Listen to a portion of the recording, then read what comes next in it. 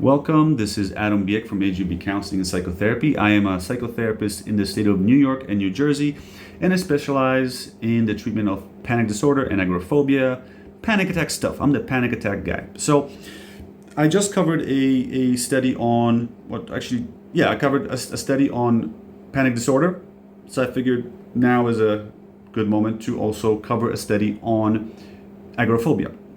So this study compares 3 different interventions on the treatment of agoraphobia in combination with exposure therapy. The 3 interventions that they're comparing are paradoxical intention, graduated exposure, and progressive deep muscle relaxation training. They ran this study for the treatment length was a total of 24 therapy hours done in 2-hour increments once a week for 12 weeks, right? So each week they met for 2 hours straight and they repeated it 12 times. So now let's learn about what each of these interventions is all about. Here we are. Here we have graduate exposure, paradoxical intent, and progressive deep muscle relaxation. So let me read what they did. This is going to be the only part where I'll read just for simplicity's sake. Let me read this part. For graduate exposure, only subjects assigned to graduate exposure received therapist-assisted graduated in vivo exposure, which typically involved accompanying the therapist and an assistant to the center of town or to large shopping malls in the hospital van. So this is the only exposure, graduate exposure, was the only one where the therapist went out into the field with the client, okay? Once there, subjects were encouraged to pursue graduated exposure on their own or with the help of a therapist at first by entering stores independently or walking alone in congested areas. Subjects were encouraged to consistently apply the principle of graduated exposure by remaining in situations until they felt comfortable.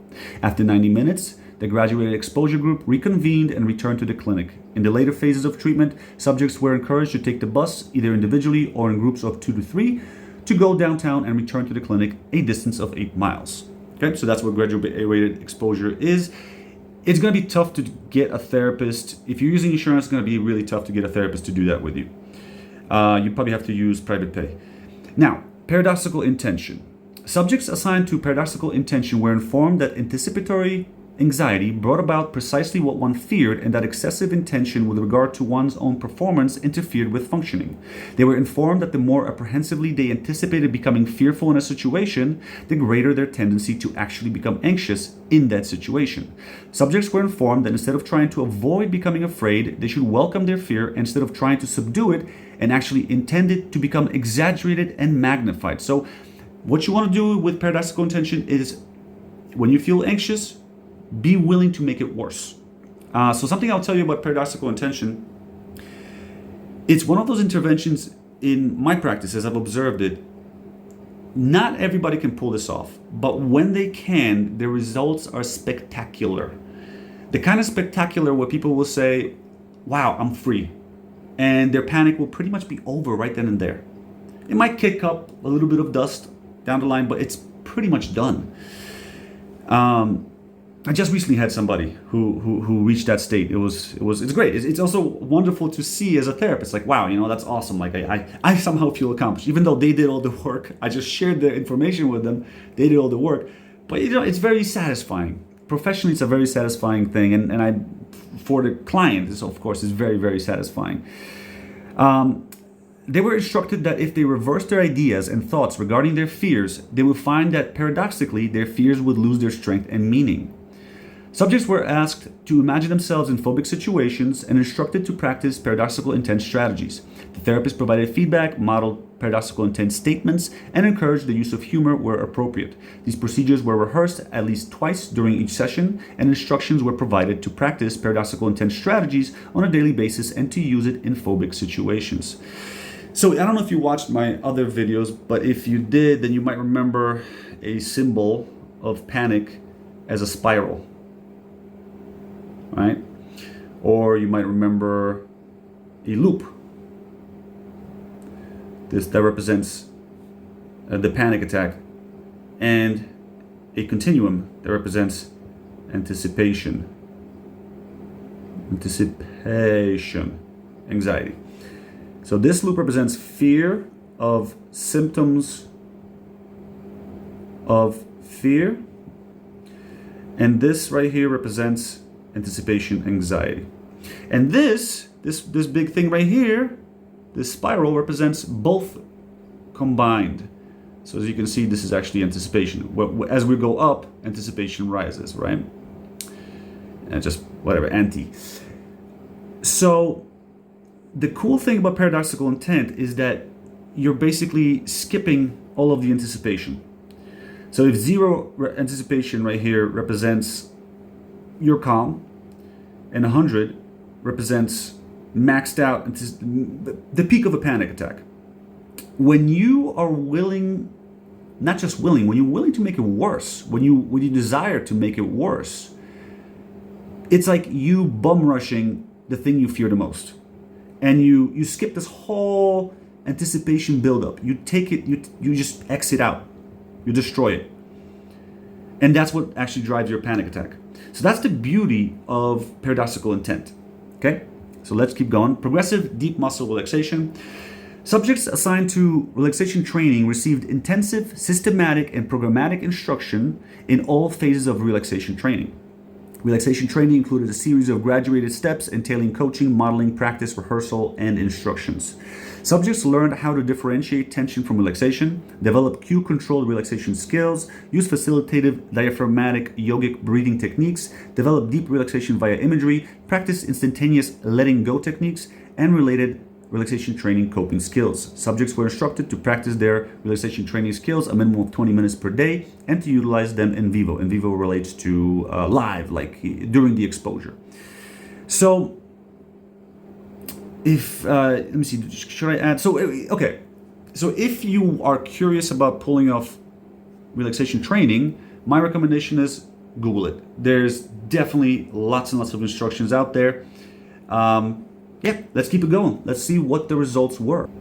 Oh, before we get to the results, I gotta tell you about two measures. They used a bunch of different measures, to assess how people were progressing. But there's two measures in particular that I have to mention because they will become relevant later when we're interpreting the results.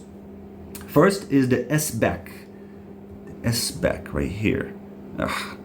Keep missing it. SBAC. It's called Standardized Behavioral Avoidance Course, and it consists of a 1 mile walk broken up into 20 steps. So they did it from the clinic to some shopping mall or congested bus stop, where from the front door of the clinic to a crowded urban center and ending at a congested bus stop. Okay, so if you want to adapt the results of this study, the protocols from this study for yourself, you would then have to create your own SBAC. So what could your SBAC be? Well, it could start at your front door, the front door of your house. That would be step 1. And then you got to pick your step 20. So your step 20 will be something that terrifies you right now, right now you're saying to yourself, hell no, I am not going. I imagine the worst of the worst will happen if I'm there. So that will be your step 20. Front door will be step 1. And then you got to fill in the gaps. So what's going to be your step 2? How about step 3? How about step 4?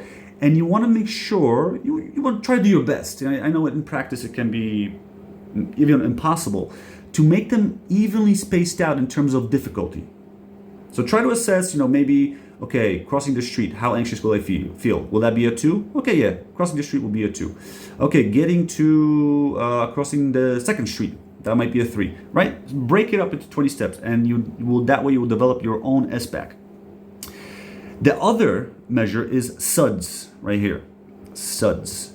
That's a subjective scale. On a scale of 1 to 9, you got to pick a number. 1 being I'm calm, 9 being I am having a full-blown panic attack. During your SBAC testing, what is your anxiety level on a 1 to 9 scale? That's SUDS, okay? So we'll come back to that later. So let's keep going. Okay, let's talk about the results. Overall, the analysis revealed that RT, that's relaxation training, and GE, graduated exposure, so that's the one with the therapist, evidenced significant and beneficial effects on the heart rate measure. So they also measured heart rate, with paradoxical intent exhibiting no improvement. Oh, what a sad day for paradoxical intent. Remember, it's one of the hardest things for people to pull off, but when they do, the results are dramatic, okay? At least in my practice, they tend to be dramatic. RT, relaxation training, appear to be more effective in ameliorating excessive physiological arousal than paradoxical intent, a cognitively oriented modality. Okay, what else do they say? Overall, these results indicate that relaxation training and graduated exposure were both relatively efficacious in restoring agoraphobics to normative levels of physiological arousal by post-treatment and follow-up, with paradoxical intent being the least efficacious. Sounds like sad news for PI, but is it? Hold on. All right, before we get to the PI thing, first let's talk about something interesting that you can use. If you're going to be applying this for yourself, there's something you can do to assess, to troubleshoot. All right. Third, so I'm reading right here, if you want to follow along. Third, synchronizers exhibited superior outcome and follow-up compared to desynchronizers, with the exception of the physiological variables. One explanation for this finding may be that while the synchrony criteria required improvement across assessments, it may not necessarily represent large reductions in absolute heart rate. Okay, so synchrony versus desynchronizer. Synchronizers versus desynchronizers. What's the difference? Synchronizers are people for whom, remember S-back? S-back. So that's your 1 mile, 20-step walk. Okay, that's your test. Like, how well am I doing? How well am I progressing with my agoraphobia? And then the other one was, we had S-back, and then the other one was SUDS. SUDS. That's the subjective 1 to 9 anxiety. Okay. So what does this look like in practice? So SUDS is actually in practice, it's 1, 2, 3, 4, 5, 6, 7, 8, 9, okay? And then SBAC goes from 1 to 20. SBAC is 1, 2, 3, 4, 5, 6, 7, 8, 9, 10, 11, 12, 13, 14, 15, 16, 17, 18, 19, 20. There is the possibility that you will, let's just say, for example, you might improve on your SUDS. So let's just say on your SUDS, you start at like a 9, right? So you're terrified. And then, it drops to like maybe 7 or let's just say 6, right? And simultaneously, you're making progress on your SBAC. This is your SBAC, right? Making progress. You go from 1 to 2 to 3 to 4 to 5. But then you notice that, so synchrony means that as you're going up in your SBAC, as you're making progress in your 1 mile walk, simultaneously your SUDS is also dropping. But it could be so here I wrote right here, no synchrony equals problem. But if you notice that your SUDS is either increasing, reversing in direction while your SBAC is going up, or your SUDS gets stuck somewhere while your SBAC continues to go up, that indicates that you're probably stuck. You're stuck. There's something. You're doing something. I don't know what. I can't tell. I would have to be there and ask you questions to find out what it is. But there's something happening where you're not allowing yourself to relearn, to have a corrective experience. Instead, your anxiety remains the same. Your fear probably is escalating, if anything, right? So you're actually desynchronized. Your SUDS might be increasing while your SBAC is also increasing. But what we want to happen is we want your SUDS to be decreasing while your SBAC is increasing. So if you're noticing that they're not synchronized, they're not moving in the correct direction for you as you assess yourself every now and then, that could be a sign that you need to troubleshoot something. You got to figure out, why is this happening? How am I refeeding this anxiety? That's why it's good to be working with a therapist, because they'll try to help you figure that out. Because as it says here, where does it say that? Yeah, it says here that synchronizers, right here, synchronizers exhibited superior outcome and follow-up compared to desynchronizers. Okay, so it's like a predictor variable. Next, concordance. So now we're going to come back to the paradoxical intent. Okay. How I mentioned that it tends to be more explosive. The results are more magnificent in my practice when paradoxical intent can be pulled off, which is why I recommend always at least trying paradoxical intent. And it takes a while, as we'll read. So let's just find out what they say about paradoxical intent. Concordance rates across the 3 systems at post-treatment, there were 3 ways that they were measuring outcomes. I forget what they were, but there were three physiological, so heart rate, behavioral, and I think cognitive. Yeah, I think that those were the ones. So physiological, heart rate, cognitive, so your thoughts, and behavioral. So do you actually go where you were supposed to go? Do you actually go to that mall or wherever? They found that concordant rates across the three systems were paradoxical intent 50%, relaxation training 38%, and graduate exposure 33%. So you can see right here that PI is highest. Meaning, so what is concordance rate? I'm sorry, I didn't explain what concordance rate is. Concordance refers, it's a subjective measure. The authors, the researchers decided to create a category of successful outcome, right? Meaning that the SBAC, that during your 1 mile test, you completed every single step, right? So you got 20. That during your 1 mile test, your SUDS, your 1 through 9 anxiety rating was less or equal to 3, and that your average heart rate during your 1 mile walk test was less than or equal to 130. That's what concordance means. So more people who are using the paradoxical intent interventions reach this state than any other of the other two interventions. However, what we have to make a note of is that the results were not significant. The differences were not significant. So perhaps this was a fluke, although I doubt it. I honestly think this is a sign, despite it being insignificant, they might not have had enough subjects involved to make this significant. Also, because of the variance in how people respond to paradoxical intent, like I said, not a lot of people are able to pull this off. So some people are able to pull it off, and then a large group of people can't pull it off. Because of the variance, that's why it might have been insignificant. But I suspect that this difference is indicative of that magnificent, powerful effect that I see in my clinical practice when people do pull this off. Okay, so let's keep on reading. Paradoxical intent had the highest percentage of subjects classified as concordant, suggesting that paradoxical intent subjects may have taken longer to consolidate their treatment gains and exhibited more uneven improvement compared to the other modalities, right? So more uneven improvement, like I said, it's hard for most people to pull it off. It took them longer to consolidate their treatment gains. So that means that it takes a while from the moment that you learn how to apply paradoxical intent in therapy to the moment that you successfully apply it. It takes time, right? You kind of have to warm up to the idea, because it's a terrifying proposal that I'm making, right? Make your anxiety worse, right? When you fear something as intense as a panic attack, that's a scary proposal for someone to hear. So it can take some time for people to warm up to the idea, to digest it, right? That's why there's like a delay. A greater proportion of them achieved concordance at post-treatment, suggesting that PI may require more time for subjects to master, given its counterintuitive approach in ameliorating agoraphobic symptomology. All right, so let's keep going.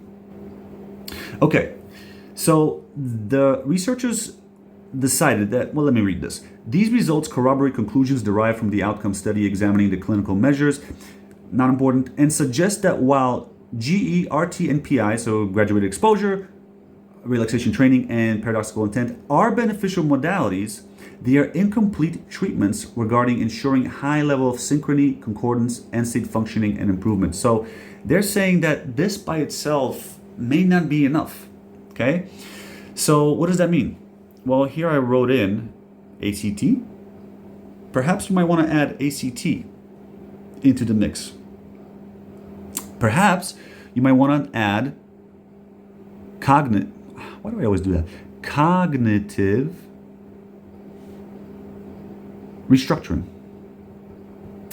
Yeah, it's probably because I'm tired. Okay. Perhaps both. They are not incompatible. They are actually synergistic.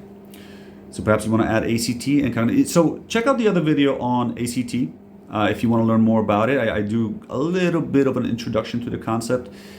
And also cognitive restructuring. I talk a little bit about that too. I forget in which video though. So just check them both out. If this is your problem, if you're dealing with agoraphobia or panic disorder, I encourage you to gather as much information as possible. That's part of treatment. We'd be talking about this anyway in therapy. So get educated on this stuff as much as possible. Okay, I hope you found this interesting, and I'll see you in the next video.